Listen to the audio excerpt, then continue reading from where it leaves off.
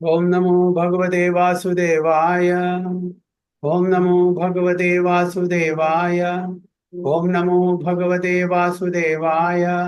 ओम अज्ञानतिमिरान्धस्य ज्ञानाञ्जनशलाकया चक्षुरुन्मिलितं येन तस्मै श्रीगुरुवे नमः। श्रीचैतन्यमनोभीष्टं स्थापितं येन भूतले स्वयं रूपा कदा मह्यं ददाति सुपदान्तिकं वन्देऽहं श्रीगुरुं श्रीयुतपदकमलं श्रीगुरुं वैष्णवांश्च श्रीरूपं साग्रजातं सगण रघुनाथान्वितं तं सजीवं साद्वैतं सावधूतं परिजनसहितं कृष्णचैतन्यदेवं श्रीराधा कृष्णपादान् सगण ललिता श्रीविशाखान्वितंश्च हे कृष्णा करुणा सिन्धो दीनबन्धो जगत्पते गोपेश गोपिका कान्द राधा कान्द नमोस्तुते तप्त काञ्चन गौराङ्गी राधे वृन्दावनेश्वरी वृषभानुसुते देवे प्रणमामि हरिप्रिये वाञ्छाकल्पतरुभ्यश्च कृपा सिन्धुभ्येव च पतितानां पावनेभ्यो वैष्णवेभ्यो नमो नमः। नमः ओं विष्णुपादाय कृष्णपृष्ठाय भूतले श्रीमते भक्तिवेदान्त स्वामिने नामिने नमस्ते सारस्वती देवे गौरवाणी प्रचारिणे निर्विशेष शून्यवादी पाश्चात्य देशतारिणे जय श्री कृष्ण चैतन्य प्रभु नित्यानंद श्री अद्वैत गदाधर शिवासादि गौरभक्त हरे कृष्णा कृष्ण कृष्ण हरे हरे हरे राम राम राम हरे हरे गुरुवे गौरचंद्राय राधिकाय तदालये कृष्णाय कृष्ण भक्ताय तद्भक्ताय नमः। हरे कृष्ण हरि ओम तत्सत. അപ്പോൾ നമ്മളൊന്ന് ഡിസ്കസ് ചെയ്യാൻ പോകുന്നത് ഭഗവത്ഗീത ആസിറ്റിക്സ് 4-ാമത്തെ അധ്യായം 10-ാമത്തെ ശ്ലോകം മുതൽ.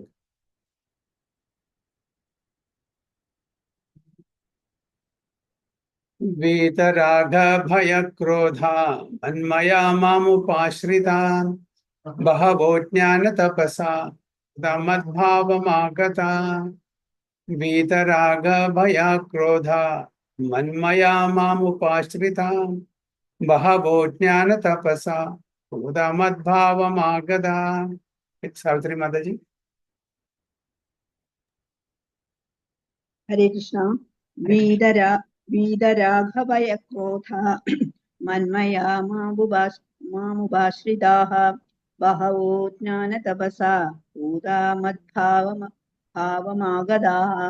ഓക്കെ, കുറച്ച് ആൾക്കാരുണ്ട്, നമ്മുടെ എല്ലാവരും റിസൈറ്റ് ചെയ്തിട്ടു. ശ്രീദേവി മാതാജി. ഹരേ കൃഷ്ണ.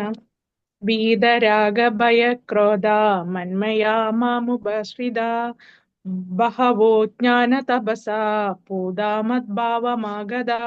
ഹരേ കൃഷ്ണ. വിനോദിനി മാതാജി. हरे कृष्णा. श्रील प्रभुपाद की जय. वीतराग भय क्रोध मन्मया मामुपाश्रिताः बहवो ज्ञान तपसा पूता मद्भावमागताः. हरे कृष्णा. അതിന്റെ ട്രാൻസ്ലേഷൻ ശ്രീദേവി മാതാജി വായിക്കും. ഹരേ കൃഷ്ണ. രാഗം, ഭയം, ക്രോധം എന്നിവയിൽ നിന്ന് മോചിതരായി എന്നിൽ തന്നെ മുഴുകി ശരണം പൂകിയ അനേകം പേർ എന്നെപ്പറ്റിയുള്ള ജ്ഞാനത്താൽ ശുദ്ധീകൃതരായി എന്നിൽ ദിവ്യപ്രേമബദ്ധരായിട്ടുണ്ട്.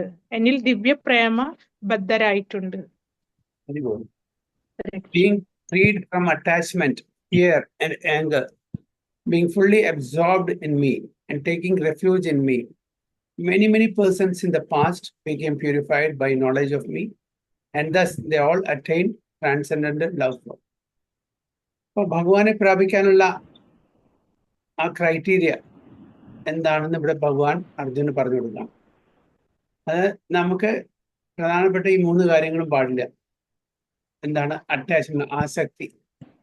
എന്തിനോടുള്ള ആസക്തി? ഭൗതിക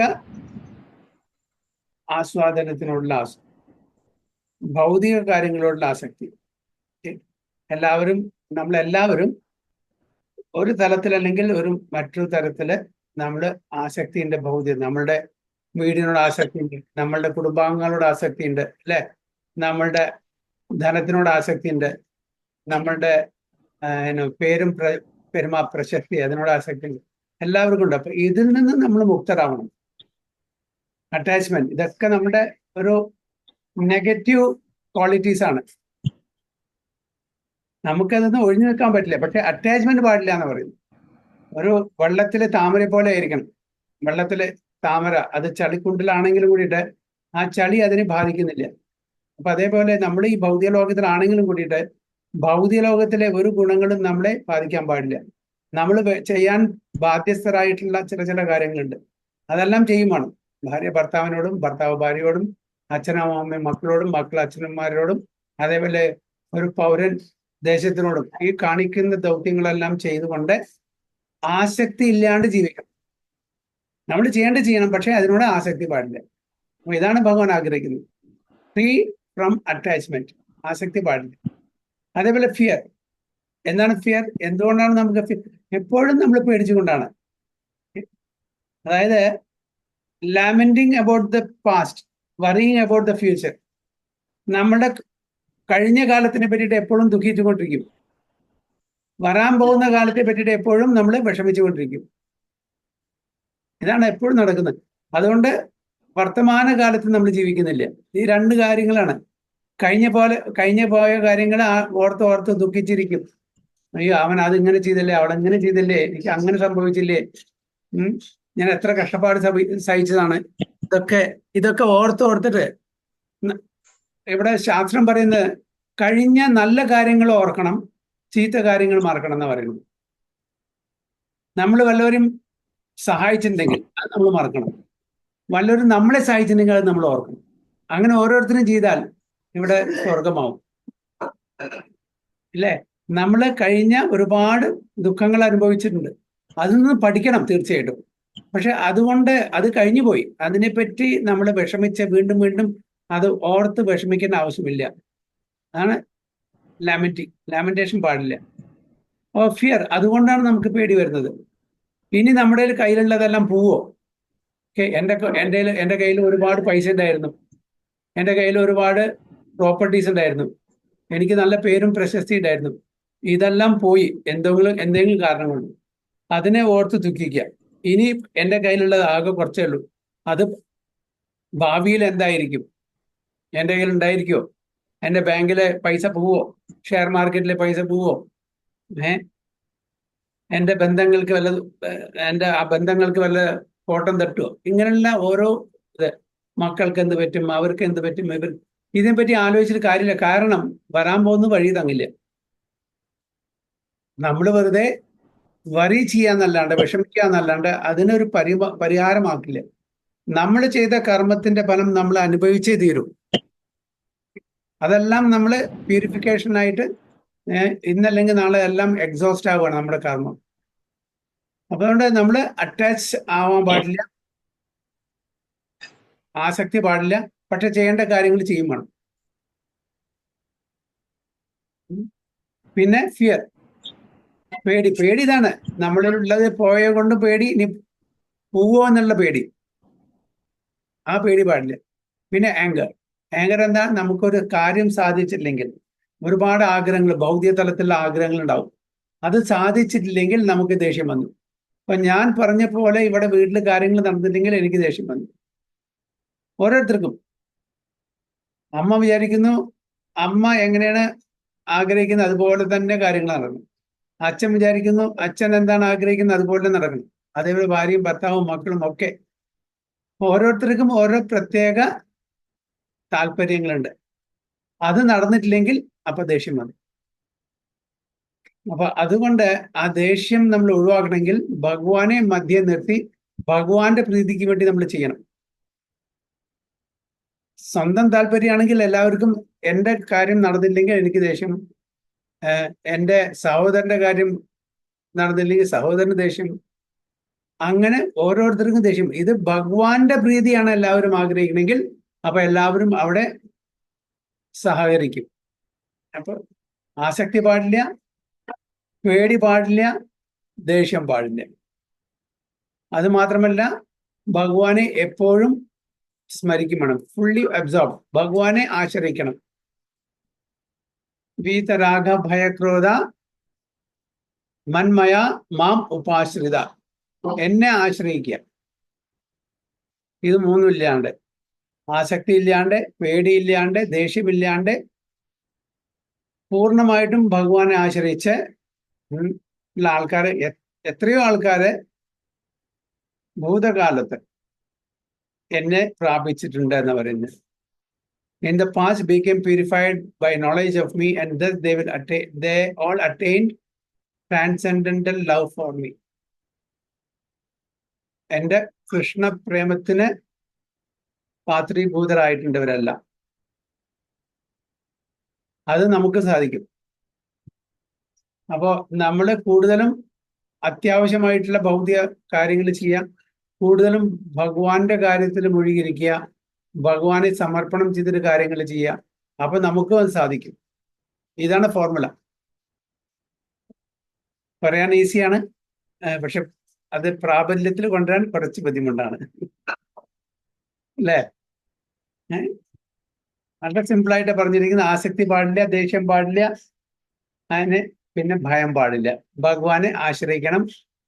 അങ്ങനെ ആശ്രയിച്ച് ഭഗവാന്റെ നിർദ്ദേശപ്രകാരം ഭഗവാന്റെ പ്രീതിക്ക് വേണ്ടി നമ്മൾ ജീവിക്കുകയാണെങ്കിൽ എങ്ങനെ ഭാവിയിലെ ഭക്തന്മാര് ഭഗവാന്റെ ആ കൃഷ്ണപ്രേമത്തിന്റെ പാത്രീഭൂതരായോ അതേപോലെ നമ്മൾക്കും അത് സാധിക്കും എന്നാണ് അർജുനനോട് ഭഗവാൻ പറയുന്നത്.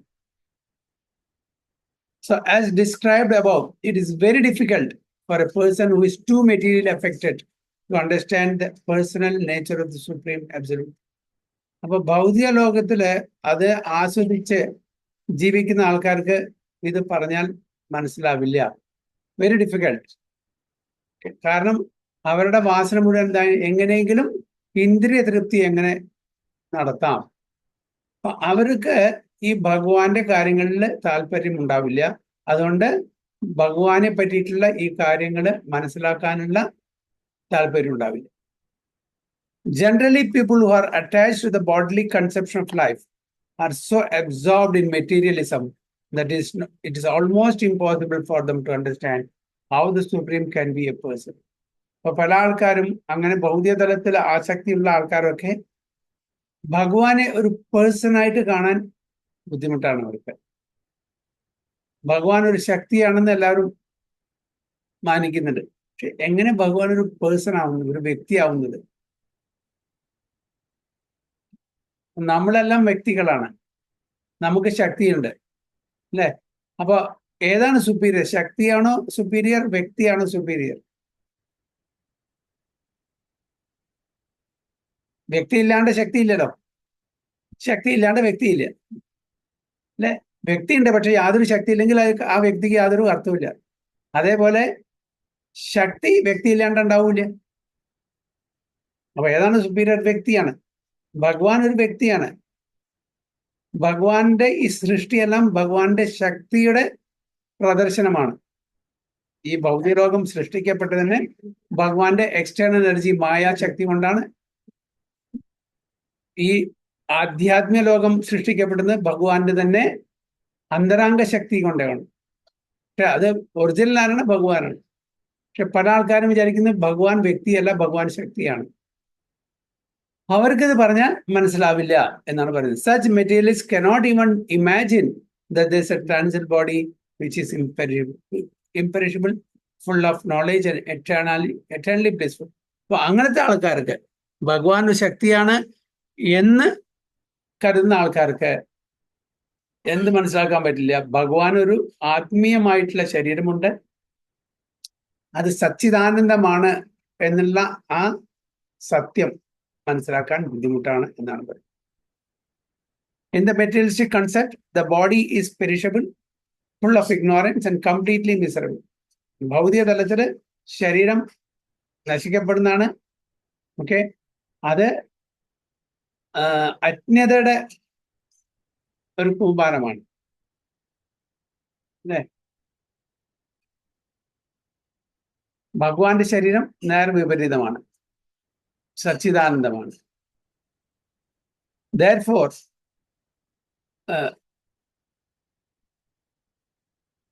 people in general keep this same bodily idea in mind when they are informed of the personal form. അപ്പൊ എന്തുകൊണ്ടാണ് ആൾക്കാര് ആ ശരീരാവസ്ഥയിലേക്ക് വീണ്ടും തിരിച്ചു പോകാൻ ആഗ്രഹിക്കാത്ത കാരണം, ഇവിടെ ഭൗതിക ലോകത്തിൽ നമ്മൾ ശരീരം കൊണ്ടാണ് നമ്മൾ കഷ്ടപ്പെടുന്നത്. ശരീരമില്ലെങ്കിൽ നമുക്ക് കഷ്ടമില്ലല്ലോ. എന്തുകൊണ്ടാണ് നമുക്ക് കഷ്ടപ്പെടേണ്ടി വരുന്നത്? നമ്മളുടെ ശരീരം സച്ചിദാനന്ദമല്ലാത്തതുകൊണ്ട്, ഭൗതിക ശരീരമാകുന്നത്.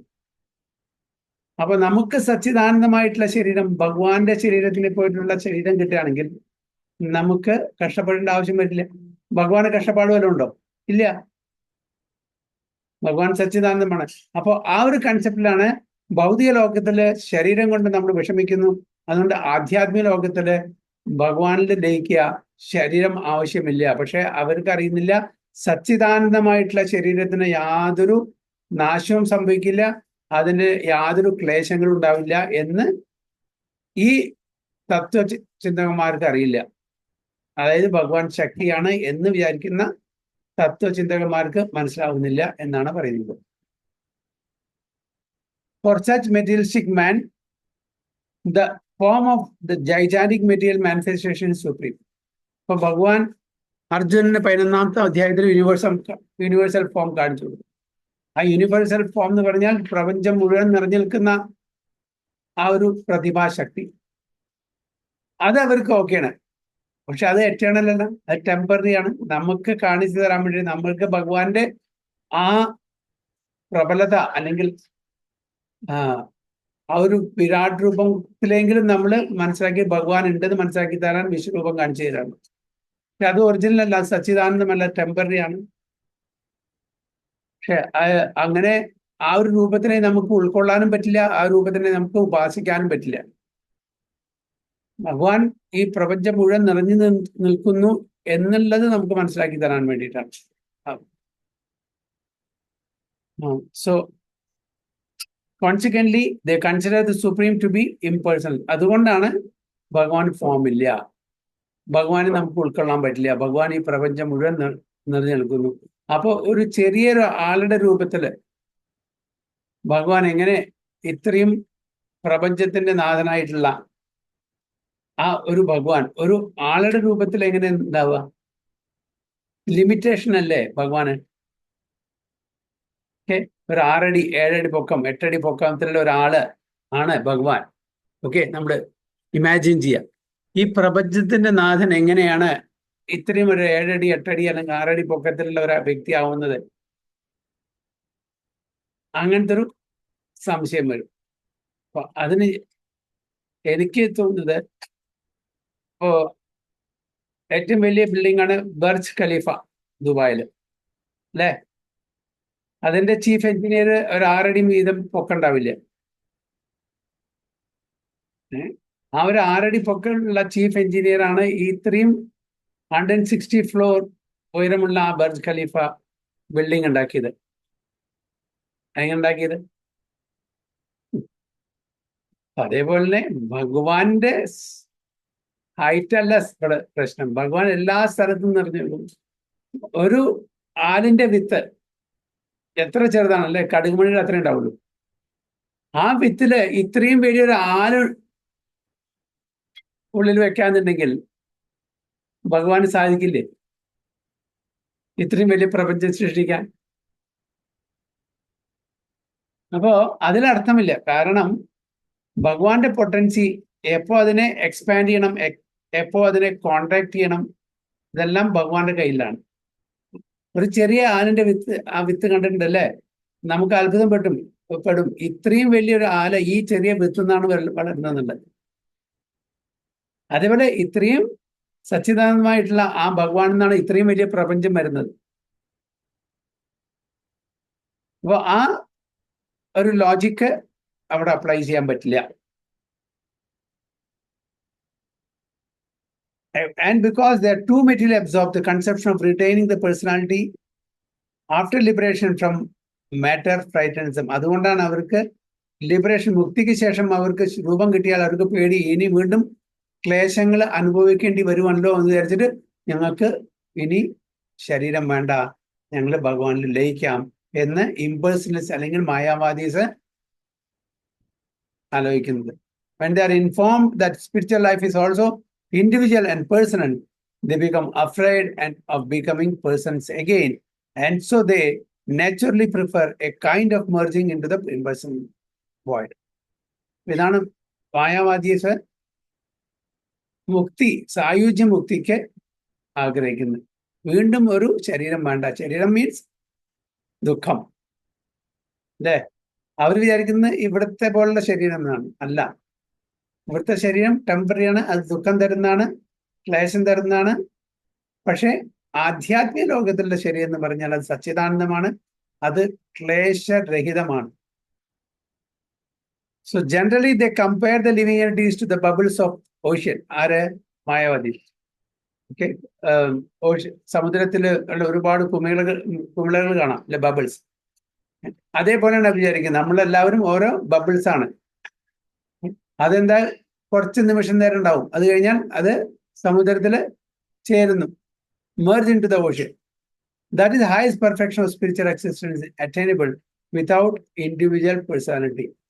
അപ്പൊ അതാണ് അവർ ആഗ്രഹിക്കുന്നത്. അവരുടെ എക്സിസ്റ്റൻസ് കഴിഞ്ഞാൽ എങ്ങനെ ഒരു കുമിള സമുദ്രത്തിൽ അലിഞ്ഞു ചേരുന്നു, അതേപോലെ നമ്മളെല്ലാവരും ഭഗവാന്റെ ബ്രഹ്മജ്യോതിയിൽ അലിഞ്ഞു ചേരുക എന്നാണ് അവരുടെ ആ ഒരു കമ്പാരിസൺ, ഉപമ. This is A kind of fearful stage of life. ഇതാണ് പേടി. ഈ പേടി പാടില്ല. Divide of perfect knowledge spiritual exercise. എന്തുകൊണ്ടാണ് ഈ പേടി? അതായത് എനിക്ക് വീണ്ടും ശരീരം കിട്ടുമോ എന്നുള്ള പേടി. ശരീരം കിട്ടിയാൽ വീണ്ടും എനിക്ക് ക്ലേശങ്ങൾ അനുഭവിക്കേണ്ടി വരും. അപ്പൊ എനിക്ക് ശരീരം വേണ്ട, എനിക്ക് മുക്തി മതി.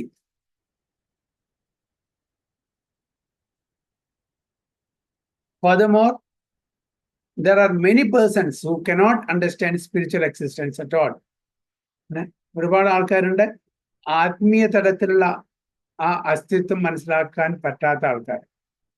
എന്താണ് ആത്മീയത? അവർക്ക് അറിയില്ല. അവർ വിചാരിക്കുന്നത് ഇവിടെ വരുന്നു, അടിച്ചു പൊളിച്ച് ജീവിക്കുന്നു, പോകുന്നു. അടുത്ത ഡെസ്റ്റിനേഷൻ എന്താണ്, എവിടേക്ക് പോകുന്നു എന്നൊന്നും അവർക്ക് അറിയില്ല. സോ ചാർവാക്കയുടെ ഒരു തിയറി, ഓക്കെ, ആ ഫിലോസഫി ഫോളോ ചെയ്യുന്ന ആൾക്കാർ, ചാർവാക എന്താണ്, ജീവിതം അടിച്ചു പൊളിച്ച് ജീവിക്കണം, കടം വാങ്ങിയിട്ടും സാധനങ്ങൾ മേടിച്ച് നമ്മള് സുഖിച്ച് ജീവിക്കുക. ബെഗ്, ബോറോ ആൻഡ് സ്റ്റീൽ എന്നാണ് പറയുന്നത്. നമുക്ക് സുഖമാണ്, കടം മേടിച്ചാലും ശരി, കട്ടിട്ടാലും ശരി, എങ്ങനെയും നന്നായിട്ട് ജീവിക്കുക, സുഖമായിട്ട് ജീവിക്കുക. അതാണ് അവരുടെ ഫിലോസഫി. എന്തായാലും കാണിച്ചാൽ ഒരു ലൈഫേ ഉള്ളൂ, അടുത്ത ലൈഫിന് ആര് കണ്ടു? അപ്പൊ അങ്ങനത്തെ ആൾക്കാർക്ക് ഓക്കെ, ഇനി വേറൊരു ജീവിതമില്ല, വേറൊരു ലൈഫില്ല. നമുക്ക് വേറൊരു ലൈഫുണ്ട്. കാരണം അല്ലെങ്കിൽ നമ്മളെല്ലാവരും ഒരേപോലെ ആയിരിക്കണം. പല ആൾക്കാരും പല പ്ലാറ്റ്ഫോമിലാണ്, പല ലെവലിലാണ്, അല്ലെ? ഈവൻ മനുഷ്യരെ എന്നെ എടുത്തു നോക്കിയപ്പോൾ എല്ലാവരും യൂണിക്കാണ്. ഓരോരുത്തർക്കും നല്ലതും ചീത്തയായിട്ട് ഒരുപാട് കാര്യങ്ങളുണ്ട്. ഒരാളുടെയും സെയിം അല്ല, ഐഡന്റിക്കൽ അല്ല. എന്തുകൊണ്ടാണ് നമുക്ക് അങ്ങനെ വ്യത്യാസം വന്നിരിക്കുന്നത്? നമ്മളുടെ കർമ്മഫലം കൊണ്ട്. ഈ കർമ്മഫലം നമ്മൾ ഇപ്പൊ ചെയ്തല്ല, ഈ ജന്മത്തിൽ ചെയ്താണെങ്കിൽ ഓക്കെ, നമുക്കറിയാം. എത്രയോ പഴയ ജന്മങ്ങളിൽ ആ കർമ്മഫലം കൊണ്ടാണ് നമ്മൾ ഓരോരുത്തരും ഒരു പെർട്ടിക്കുലർ ഫാമിലിയിൽ ജനിക്കുന്നത്, ഒരു പെർട്ടിക്കുലർ സ്ഥലത്ത് ജനിക്കുന്നത്, ഒരു പെർട്ടിക്കുലർ വ്യവസ്ഥയിൽ ജനിക്കുന്നത്, ഒരു പെർട്ടിക്കുലർ ഓപ്പുലൻസോട് കൂടി ജനിക്കുന്നത്. അത് ഈ ജന്മത്തിലുള്ള കഴിഞ്ഞ ജന്മങ്ങളുടെയാണ്. അപ്പോൾ കർമ്മഫലം ഇല്ലായിരുന്നെങ്കിൽ എല്ലാവരും ഒരേപോലെ ജീവിക്കണം. ഒന്നെങ്കിൽ എല്ലാവരും പണക്കാര മക്കളായിട്ട് ജനിക്കണം, അല്ലെങ്കിൽ എല്ലാവരും പാവങ്ങളായിട്ട് ജനിക്കണം, അല്ലെങ്കിൽ എല്ലാവരും സുന്ദരികളായിട്ട്, അല്ലെങ്കിൽ എല്ലാവരും ഹാൻഡിക്യാപ്ഡ് ആയിട്ട്. അപ്പൊ എല്ലാവരും അവനവന്റെ കർമ്മമാണ് പഴയ ജന്മങ്ങളിൽ നിന്ന് കൊണ്ടിരുന്നത് ഇവിടെ. അപ്പോ അവരുടെ തിയറി എന്ന് പറഞ്ഞാൽ ബസ് കഴിഞ്ഞു, there is no birth after this particular life എന്നാണ് ചില atheist theory. But Mayawati philosophy അങ്ങനെയല്ല. മായാവതിക്ക് അവർക്കറിയാം കർമ്മഫലമുണ്ട്. പക്ഷേ ഇവിടെ കർമ്മം അവസാനിക്കണം, എനിക്ക് ഇനിയൊരു ജന്മം വേണ്ട, ശരീരം കിട്ടിയാൽ അത് പ്രശ്നമാണ്, അത് ക്ലേശമാണ്, എനിക്ക് ഭഗവാനിലേക്ക് ലയിക്കണം എന്നുള്ളത്. പക്ഷെ ഭഗവാൻ ഒരു വ്യക്തിയാണ്. നമുക്ക് ഒരു ശാശ്വതമായിട്ടുള്ള സച്ചിദാനന്ദമായിട്ടുള്ള ശരീരം അവിടെ ഭഗവാന്റെ ധാമിൽ കിട്ടും എന്നുള്ളത് അവർക്ക് വിശ്വാസമില്ല.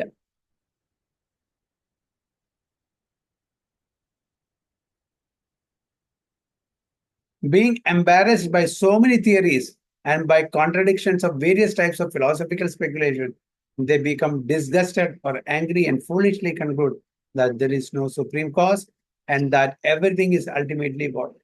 ഒരുപാട് തിയറീസ് അവരവരുടെ ഊഹാപോഹത്തിന്റെ അടിസ്ഥാനത്തിൽ ഒരുപാട് ആൾക്കാർ ഡിഫറെന്റ് തിയറീസ്, കുറച്ച് സത്യം ഉണ്ടായിരിക്കാം, ചിലതും സത്യങ്ങളാവില്ല, ഓരോ തിയറീസും. പക്ഷെ ഭഗവാന്റെ ഭഗവത്ഗീതയിൽ ക്ലിയർ ആയിട്ട് പറയുന്നത് എന്താണ് തത്വം. പക്ഷെ ബാക്കി അതിനെ ശരിക്കും മനസ്സിലാകാതെ ഓരോരുത്തരും അവരവരുടെ തിയറി പബ്ലിക്കിന് പ്രസന്റ് ചെയ്തു. അപ്പൊ ഓരോരുത്തർക്കും ആ തിയറിയുടെ ഫോളോ ചെയ്തിട്ട് കുറെ ഫോളോവേഴ്സായി, അങ്ങനെ ഡൈല്യൂട്ടായി. അപ്പൊ അങ്ങനെ ഒരുപാട് തിയറി ഉള്ളത് കൊണ്ട് എല്ലാ ആൾക്കാർക്കും കൺഫ്യൂഷനായി. അപ്പോ ഭഗവത്ഗീത അവൈലബിൾ ആണ് ശ്ലോകത്തില്.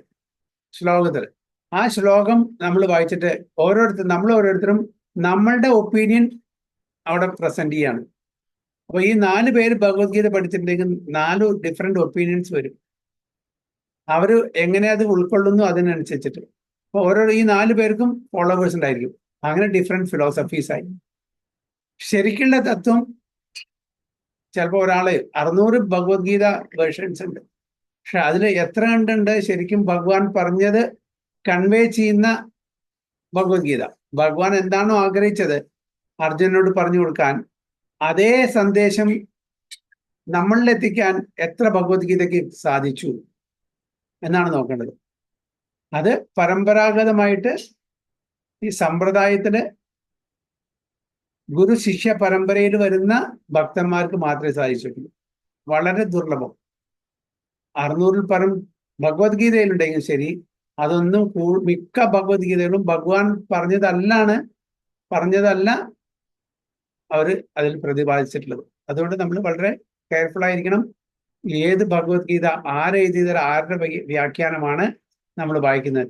ആ വ്യാഖ്യാനം അത് പരമ്പരാഗതമായിട്ട് ഗുരു ശിഷ്യ പരമ്പരയിൽ വരുന്ന ഭക്തന്മാരുടെ വ്യാഖ്യാനമായിരിക്കണം. അല്ലാണ്ട് ഒരു പൊളിറ്റീഷ്യന്റെ, ഒരു ഫിലിം സ്റ്റാറിന്റെ, ഒരു സ്പോർട്സ് സ്റ്റാറിന്റെ, അല്ലെങ്കിൽ ഒരു ലിറ്റററി പേഴ്സണാലിറ്റിയുടെ ഭഗവത്ഗീത വായിക്കാൻ പാടില്ല. കാരണം അവർക്കെല്ലാം പേഴ്സണൽ അജൻഡാസ് ഉണ്ട്, അവരുടെ നിശ്ചിത താല്പര്യങ്ങളുണ്ട്, അവരുടെ സെൻസസ് പെർഫെക്റ്റ് അല്ലാത്തത് കൊണ്ട് അവർ പറയുന്നതോ അവർ ഗ്രഹിക്കുന്നതോ ഒന്നും ശരിയായിക്കൊണ്ടെന്നില്ല.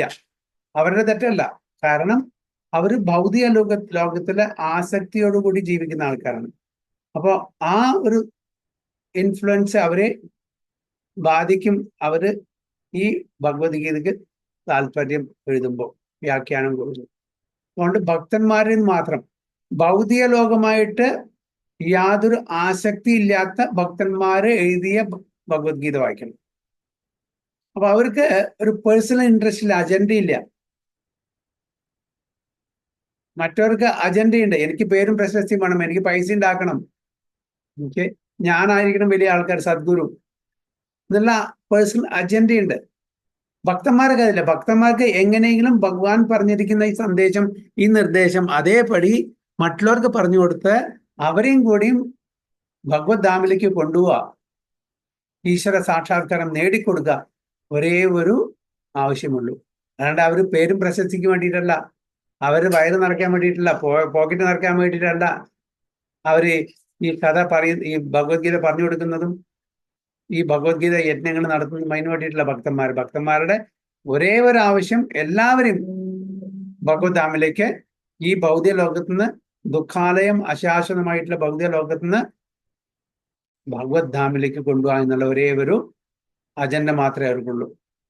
അതുകൊണ്ടാണ് ഭഗവത്ഗീത നമ്മൾ വായിക്കുമ്പോൾ ആരുടെ വായിക്കണമെന്ന് വളരെ കൃത്യമായിട്ട് നമ്മൾ അറിഞ്ഞിരിക്കണം. ഇല്ലെങ്കിൽ നമ്മൾ ഈ പല ഫിലോസഫിയും കേട്ടിട്ട് കൺഫ്യൂസ് ആയി പോകും.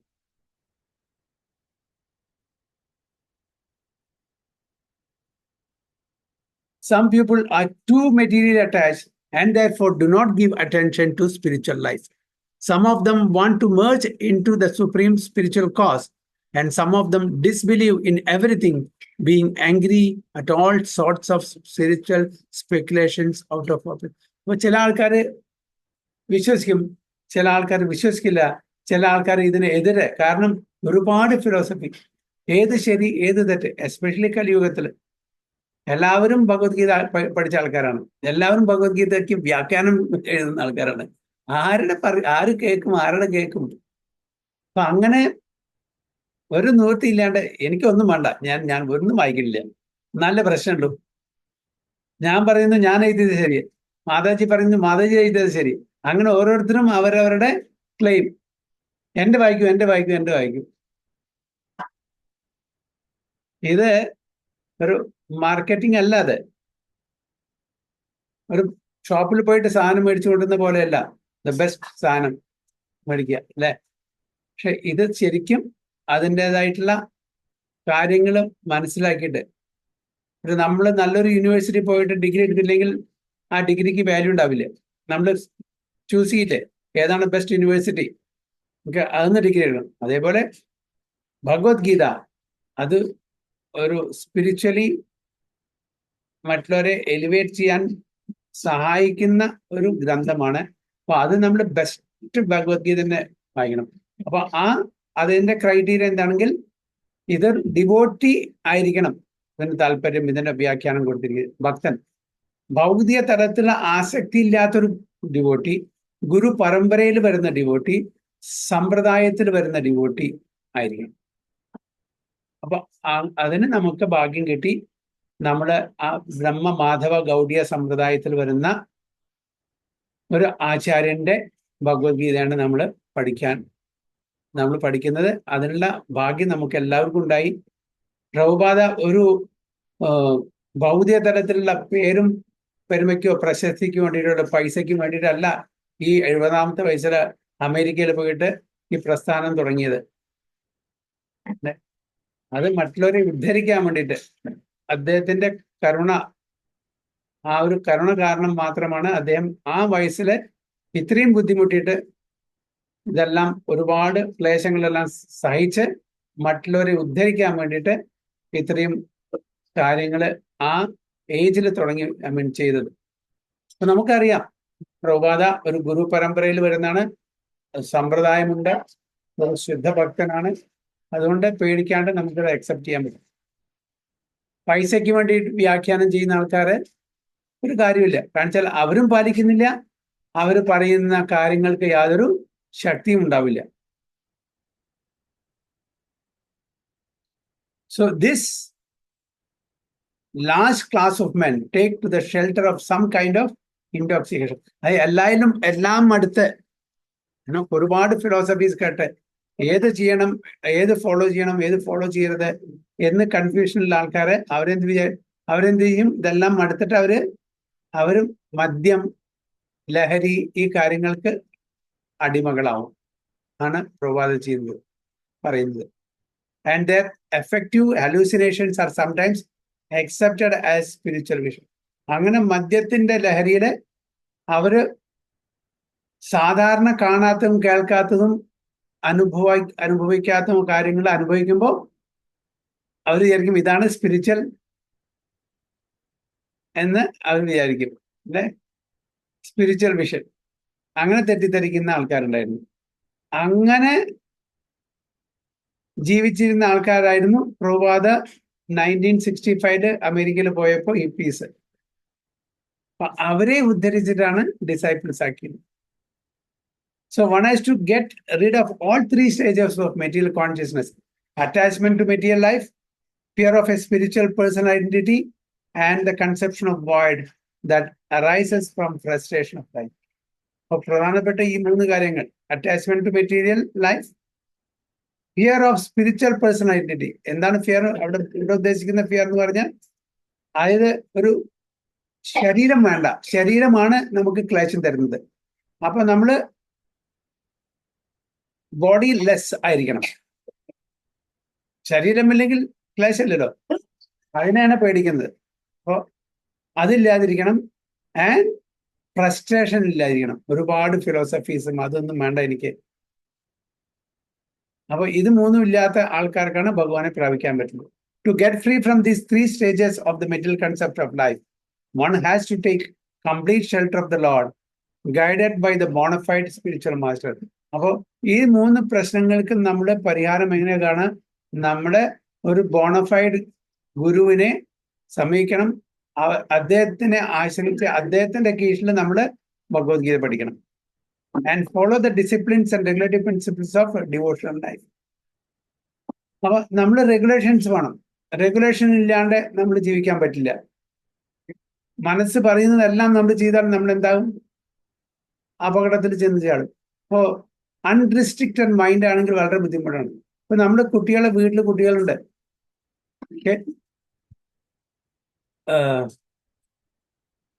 ഡാറ്റ, നമ്മളുടെ internet data, internet connection, unlimited data, unlimited internet connection, മൊബൈലും ഒരു 10 വയസ്സ് 12 വയസ്സ് ഒരു 15 വയസ്സായിട്ട് കുട്ടിക്ക് കൊടുക്കുക. നമ്മൾ കൊടുക്കുമോ? നമ്മൾ റിസ്ട്രിക്ട് ചെയ്യില്ലേ? നമ്മളെ മക്കള്, വളർന്നു വരുന്ന മക്കളൊക്കെ അൺലിമിറ്റഡ് ഡാറ്റ കൊടുക്കുക, മൊബൈൽ കൊടുക്കുക, ഫ്രീഡം കൊടുക്കുക. You do what ever you want. നമ്മൾ ചെയ്യോ? ഏതെങ്കിലും സെയിൻ ആയിട്ടുള്ള ബുദ്ധിയുള്ള മാതാപിതാക്കൾ അങ്ങനെ ചെയ്യോ ഇന്നത്തെ കാലത്ത്? ചെയ്യില്ല. കാരണം അറിയാം അതിന്റെ ഭവിഷ്യത്ത് എന്താണ്. അങ്ങനെ നമ്മൾ ഫ്രീഡം കൊടുത്താൽ ആ കുട്ടി എങ്ങനെ പോകും നമുക്കറിയാം നന്നായിട്ട്. അതുകൊണ്ട് നമ്മൾ റെഗുലേറ്റ് ചെയ്യുന്നു, റെസ്ട്രിക്ട് ചെയ്യുന്നു. Okay, you want to have internet for half an hour a day and you should use it only for your studies. And parent ഇതുണ്ടായിരിക്കും, what you call locker. ആ പേരൻസിന്റെ സൂപ്പർവിഷനിലായിരിക്കും ആ കുട്ടി ഇന്റർനെറ്റ് യൂസ് ചെയ്യേണ്ടതും. Parents അതിനെ supervise ചെയ്യണം, അതിനെ ദുരുപയോഗപ്പെടുത്തുന്നതോ ഇല്ലയെന്ന്. അല്ലാണ്ട് നമ്മൾ ഫ്രീ ആയിട്ട് കൊടുക്കില്ല. നമുക്കറിയാം അത് വഴി തെറ്റിക്കും. അതേപോലെ നമ്മുടെ സ്പിരിച്വൽ സർവീസ് നമ്മുടെ റെഗുലേഷൻ വേണം. സ്പിരിച്വൽ ആയിട്ട് നമുക്ക് ഒരു പ്രോഗ്രസ് വേണമെന്നുണ്ടെങ്കിൽ നമ്മുടെ ഭൗതികമായിട്ടുള്ള ഒരുപാട് കാര്യങ്ങൾ റെഗുലേറ്റ് ചെയ്താലേ നമുക്ക് സ്പിരിച്വലി പ്രോഗ്രസ് ഉണ്ടാവുള്ളൂ. അല്ലാണ്ട് നമ്മൾ മനസ്സ് പറയുന്നത് എന്ത് ചെയ്താലും ഒരിക്കലും നമുക്ക് സ്പിരിച്വലി പ്രോഗ്രസ് ഉണ്ടാവില്ല. അത് നമ്മളെ സ്പിരിച്വലി പിന്നോക്കം കൊണ്ടുപോയുള്ളൂ ചെയ്യുള്ളൂ. എങ്ങനെ നമ്മൾ കുട്ടികളെ നിയന്ത്രിക്കുന്നു അപകടത്തിൽ നിന്ന് രക്ഷിക്കാൻ വേണ്ടിയിട്ട്, അനാവശ്യമായിട്ടുള്ള ദൂഷ്യ സ്വഭാവത്തിൽ നിന്ന് രക്ഷിക്കാൻ വേണ്ടിയിട്ട്, അതേപോലെ തന്നെ നമ്മളുടെ സ്പിരിച്വൽ പ്രോഗ്രസിന് വേണ്ടിയിട്ട് ഭൗതിക തലത്തിലുള്ള അനാവശ്യമായിട്ടുള്ള കാര്യങ്ങളിൽ നമ്മൾ പിന്മാറണമെന്നുണ്ടെങ്കിൽ നമ്മൾ ഭഗവത്ഗീത, ഭാഗവതം തുടങ്ങിയിട്ടുള്ള കാര്യങ്ങൾ പഠിച്ച് അതിൻ്റെ ആ തത്വങ്ങൾ മനസ്സിലാക്കി അത് പ്രകാരം ജീവിച്ചാൽ മാത്രമേ നടക്കുള്ളൂ, ഇല്ലെങ്കിൽ നടക്കില്ല. So guided by a bona fide spiritual master and follow the disciplines and regulatory principles of devotional life. The last stage of devotional life is called bhava or transcendent love of God. So അങ്ങനെ ഓരോ സ്റ്റേജിന്റെ ആദോ ശ്രദ്ധ, തഥാ സാധുജംഗ, ഭജനസ്ക്രിയ, അനർത്ഥ നിവൃത്തി, നിഷ്ഠ, രുചി, ആസക്തി, ഭാവ, പ്രേമ. അങ്ങനെ ഓരോ സ്റ്റേജ് നമ്മൾ കടന്ന് ഭാവ ട്രാൻസെൻഡന്റൽ ലവ് ഓഫ് ഗോഡിൽ എത്തണം. According to Bhakti Rasamrita Sindhu the science of devoted service, അതന്നെ ഇവിടെ പറയുന്നത്. ആദോ ശ്രദ്ധ തഥാ സാധുസംഗോ അഥാ ഭജനക്രിയ തഥോ അനർത്ഥ നിവൃത്തി സ്യാത് തഥോ നിഷ്ഠ രുചിസ് തഥാ ആദശക്തിസ് തഥോ ഭാവസ് തഥാ പ്രേമാഭ്യാദാഞ്ചതി സാധകാനാം അയം പ്രേംന പ്രാദുർഭാവേ ഭവേത് കർമ്മ. നമ്മുടെ വളരെ ക്ലിയർ ആയിട്ട് പറയുന്നുണ്ട്. In the beginning one must have a preliminary desire for self realise. ആദ്യം നമുക്ക് അതിനോടുള്ള താല്പര്യം വേണം, ആധ്യാത്മിക ജീവിതത്തിനോട്. എന്താണ് ഈ ജീവിതം കൊണ്ട് ഉദ്ദേശിക്കുന്നത്, നമ്മുടെ ലക്ഷ്യം എന്താണ്, അതെങ്ങനെ നമുക്ക് പ്രാപിക്കാം, ആ ലക്ഷ്യത്തിലെത്താം. അതിന് ആധ്യാത്മിക ജീവിതം നയിക്കണമെങ്കിൽ നമുക്ക് അതിനുള്ള അറിവ് വേണം. അപ്പൊ അതിലേക്കുള്ള ആ ശ്രദ്ധ ആണ് ആദ്യത്തെ സ്റ്റെപ്പ്. അപ്പൊ അതിന് നമ്മൾ എന്താണ് കേക്ക് തന്നെ വേണം. സാധുസംഘം ഉണ്ടെങ്കിൽ മാത്രമേ നടക്കുള്ളൂ. ഇവിടെ പറയുന്നത് ശ്രദ്ധ, അതിന് ഒരു ഇൻക്ലിനേഷൻ വേണം. Then this will bring to the stage of trying to associate with persons who are spiritually elevated. അപ്പൊ അങ്ങനെ ശ്രദ്ധയുണ്ടെങ്കിൽ, ഫെയ്ത്ത് ഉണ്ടെങ്കിൽ സ്പിരിച്വാലിറ്റിയിൽ ഓട്ടോമാറ്റിക്കലി ആ ശ്രദ്ധയുള്ള ആൾക്കാരുമായിട്ട് നമ്മൾ സമ്പർക്കം ചെലുത്തും. അതാണ് ഡിവോട്ടി അസോസിയേഷൻ സാധു സംഘം. ആദോ ശ്രദ്ധ തഥാ സാധു സംഘ. അപ്പോ ശ്രദ്ധ കഴിഞ്ഞാൽ നെക്സ്റ്റ് എന്താണ്? സാധു സംഘ. പിന്നെ in the next stage one becomes initiated by an elevated spiritual master. Next സാധു സംഘ കഴിഞ്ഞാൽ നമുക്ക് ഇതെല്ലാം മനസ്സിലാക്കി കഴിഞ്ഞാൽ നമ്മൾ ഒരു ഗുരുവിൻ്റെ നിന്ന് ദീക്ഷ എടുക്കുന്നു. And under his instruction the neophyte devotee begins the process of devotional service. അതാണ് ഭജനക്രിയ. അപ്പൊ അങ്ങനെ ഇനീഷ്യേഷന് ശേഷം അതിന് മുമ്പ് തന്നെ തുടങ്ങി. അപ്പൊ അതിന്റെ ശേഷം ഒന്നുകൂടി ഉറച്ചു, നമ്മൾ ഫൗണ്ടേഷൻ സിമെന്റ് ഇട്ട് ഉറപ്പിച്ചു. സിമെന്റ് ഇട്ട് ഉറപ്പിച്ചു. അതുവരെ ലൂസായിരുന്നു സിമെന്റ്. പിന്നെ നമ്മുടെ ഭജനക്രിയ ഡിവോഷണൽ സർവീസ് നമ്മൾ പക്കയായി.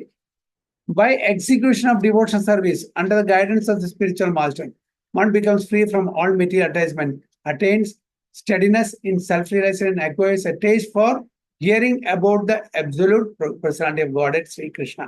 അങ്ങനെ നമ്മൾ ഭജനക്രിയ ചെയ്ത് നമ്മൾ അതിനോട് ഒരു രുചി, അതിനോടൊരു ടേസ്റ്റ് ഡെവലപ്പ് ചെയ്യും.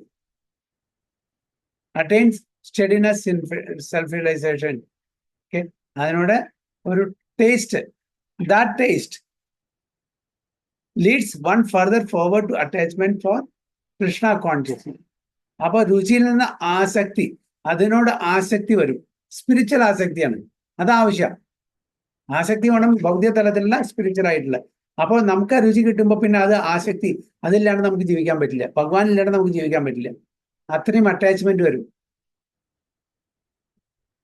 അപ്പൊ നമ്മളിപ്പോ ഒരു ഭൗതിക തലത്ത് ഒരു ഭക്ഷണത്തിനോട് വളരെ ആ ഒരു രുചി തോന്നിയാൽ അത് എപ്പോഴും കിട്ടിയിട്ടില്ലെങ്കിൽ അതിനോട് ആസക്തി വേണം, എപ്പോഴും അത് തന്നെ കിട്ടിക്കൊണ്ടിരിക്കണം അല്ലേ?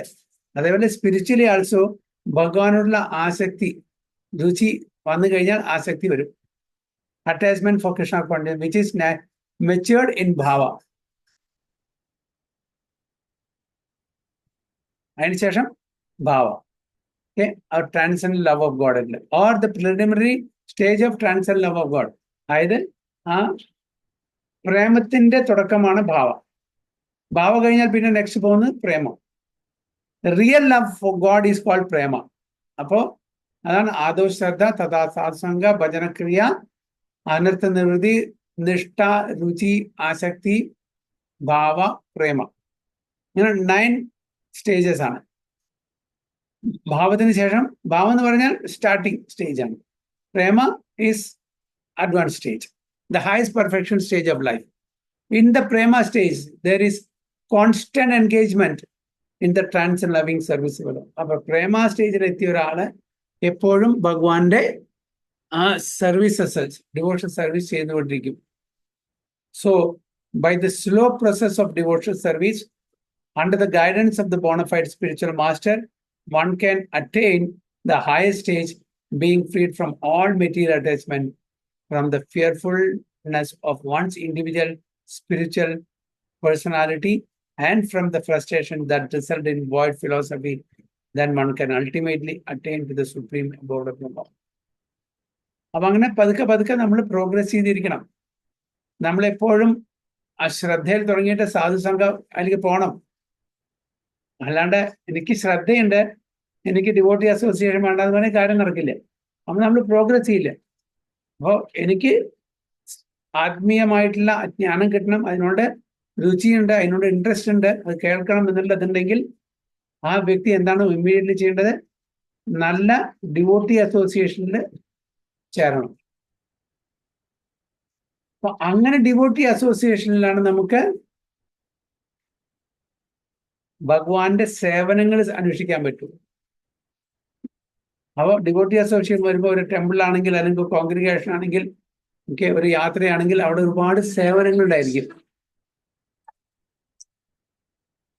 ഒരുപാട് സേവനങ്ങളുണ്ടായിരിക്കും. അപ്പൊ ആ സേവനങ്ങൾ അന്വേഷിക്കുമ്പോഴാണ് നമ്മള് എന്താണ് വരുന്നത്? നമ്മളുടെ അനർത്ഥങ്ങളെല്ലാം പോകുന്നത്. സേവനങ്ങൾ ചെയ്ത് നമ്മളുടെ അനർത്ഥങ്ങളെല്ലാം പോകുന്നു. അനർത്ഥങ്ങൾ പോകുമ്പോൾ നമ്മളൊരു നിഷ്ഠ സ്റ്റേജിലെത്തും. ഡിറ്റർമിനേഷൻ, ഞാനിത് ചെയ്യും, ഇനി ഞാൻ ഇതിന്ന് പിന്മാറില്ല.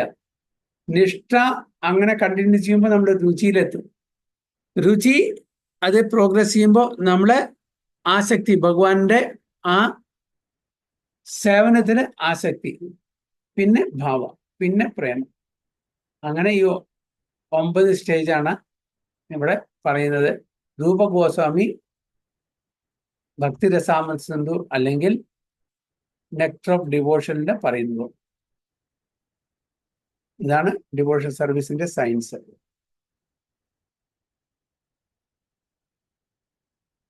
Then one can ultimately attain the abode of. ഇത് ഫോളോ ചെയ്താൽ, ഈ സ്റ്റേജസ് നമ്മൾ കൃത്യമായിട്ട് ഫോളോ ചെയ്താൽ we can attain the abode of Supreme Lord. ഭഗവാന്റെ ധാമിലേക്ക് നമുക്ക് എത്താൻ പറ്റും.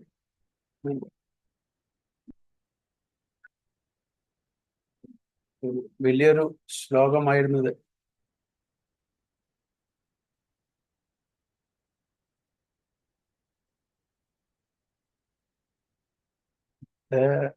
അടുത്തത് 11 അടുത്ത ക്ലാസ്സിൽ എടുക്കാം.